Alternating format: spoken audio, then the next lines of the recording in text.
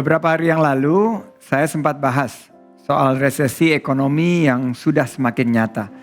Mungkin belum banyak masyarakat yang sadar dan tahu apa itu resesi ekonomi. Buat mama di rumah, ibu-ibu, adik-adik milenial juga harus waspada. Survei menunjukkan masyarakat yang mampu mencukupi kebutuhan pokok selama sepekan hanya tinggal 20%. Sedangkan yang sanggup memenuhi kebutuhan pokok tanpa meminjam hanya sebesar 33%. Nah untuk itu ibu-ibu, mama, adik-adik milenial harus mengatur keuangan di rumah secara lebih waspada ke depan. Dias, mari efisiensi penghematan, berhemat itu untuk beberapa bulan ke depan harus kita lakukan agar kita dapat memenuhi kebutuhan dasar kita. Saya pernah mengalami resesi, juga mengalami satu situasi yang sama. Kita harus potong anggaran kita harus dahulukan kemampuan kita untuk bertahan hidup. Nah untuk para startup juga pasti tidak mudah perjalanan menuju unicorn dengan adanya resesi ekonomi ini. Cumi, Halodoc, tidak seperti startup-startup yang lain untuk mencapai unicorn, mereka melewati masa ekspansi selama 10 tahun, akhirnya menjadi decacorn. Sekarang unicorn kita yang akan lahir 10 tahun harus melewati pandemi COVID-19. Nah saya ingin bertanya kepada startup founder yang ada di sini. Strategi apa? Pertama untuk Mas Kris dulu. Strategi apa yang dilakukan untuk bisa mencapai kondisi unicorn nih dengan adanya pandemi ini? Ya, kalau saat ini kalau perusahaan startup biasa ada growth mode gitu ya, mode untuk berkembang growing gitu. Tapi kalau saya bicara Cumi, kebetulan kita ingin mengerjat market travel, pariwisata. Tapi pariwisata kita tahu orang lagi nggak bisa ngapa-ngapain. Ya. Jadi strategi kita sekarang adalah kita di surviving mode. Di mana kita punya cash, kita punya capital, itu kita jaga untuk runway sepanjang mungkin yang kita bisa dengan tetap mempertahankan operation dan tidak mengurangi jumlah karyawan gitu ya. Ya pun kita juga masih sedikit juga anyway. Strategi kita adalah gimana kita bisa bertahan dulu sembari kita fokus dan melihat peluang. Mungkin aku bisa cerita sedikit bahwa ketika di masa pandemi nih justru ada satu peluang yang muncul. Ketika tadi kita mau C2C, barang-barang kita sewa itu C2C untuk end user.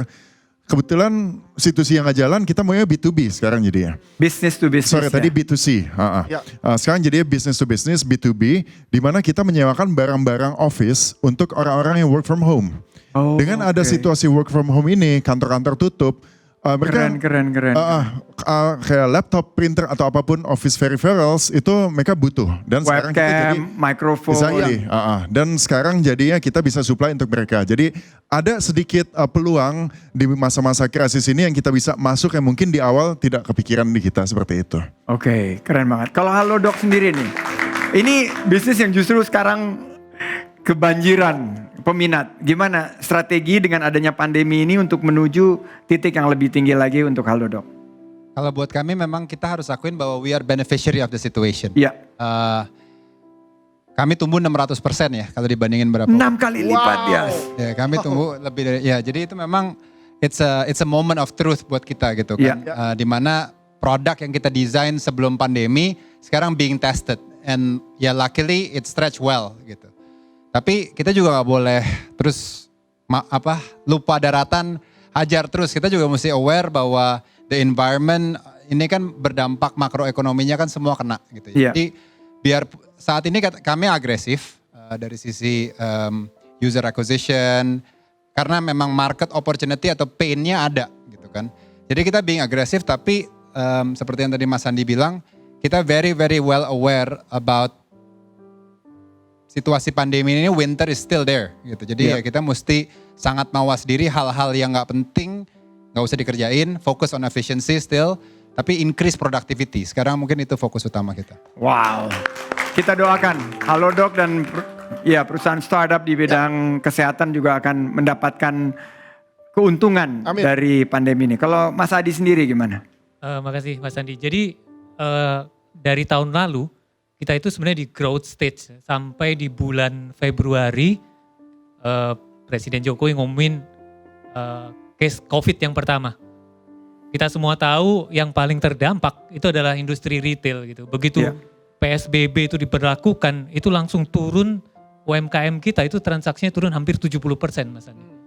Jadi dari internal sendiri kita juga langsung rubah strategi kita dari growth strategi ke minimum operation.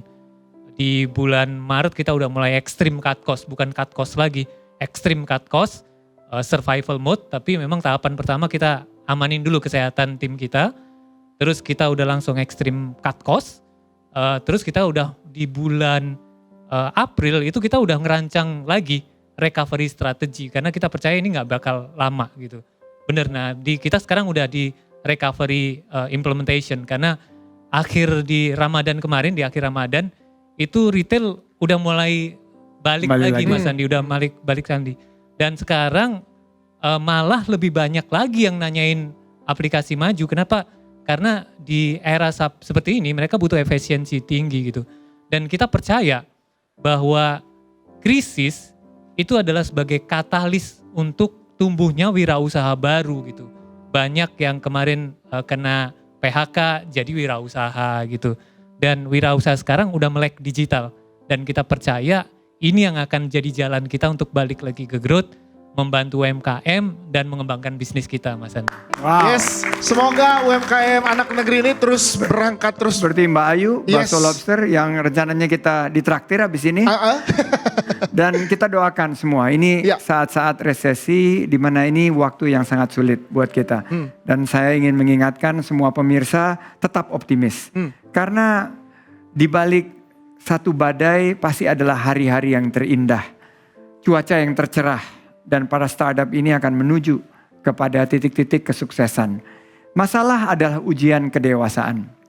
Tidaklah cukup dewasa jika menghadapi masalah dengan emosi.